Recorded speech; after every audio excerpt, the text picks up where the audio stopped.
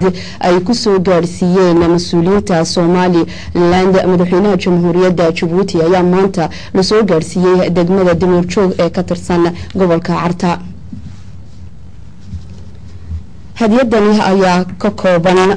laba libaax oo lamaana ah oo aar iyo gool leh waxaana ugu deeqay mas'uuliyiinta Somaliland oo la soo gaarsiiyay maanta degmada Dameerjoog waxaana ay hadiyadaasi ay tahay mas'uuliyiinta Somaliland ka timid ay soo gaarsiiyeen madaxweynaha Jamhuuriyadda Djibouti. haddaba waxaa lagu keenay labadaasi libaax baabuur oo la soo mariyay jidka iyaga oo ku jira shabaq aad u adag. hadiyadani ayaa ah ballanqaadkii ka timid mas'uuliyiinta Somaliland oo la xiriirta booqashadii rasmiga ahayd ee ku yimid dalka Jamhuuriyadda Djibouti. madaxweynaha Somaliland Ahmed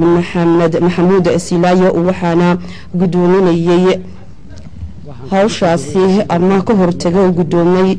xildhibaan Xuseen Cumar Kawaaliye oo ah gudoomiyaha baarlamaanka Djibouti khaasatan gudoomiyaha baarlamaanka Idris Ahmed Ali iyo dhammaan xildhibaanada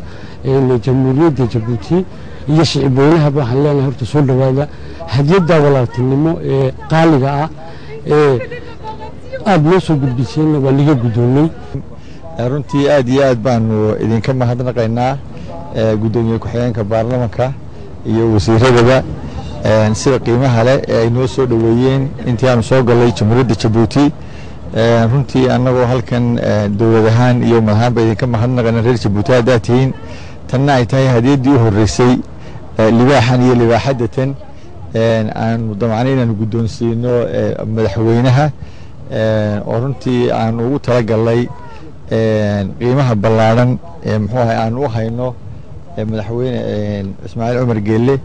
oo runtii dhawaanahan intii dambe si weyn Somaliland ula shaqeeyay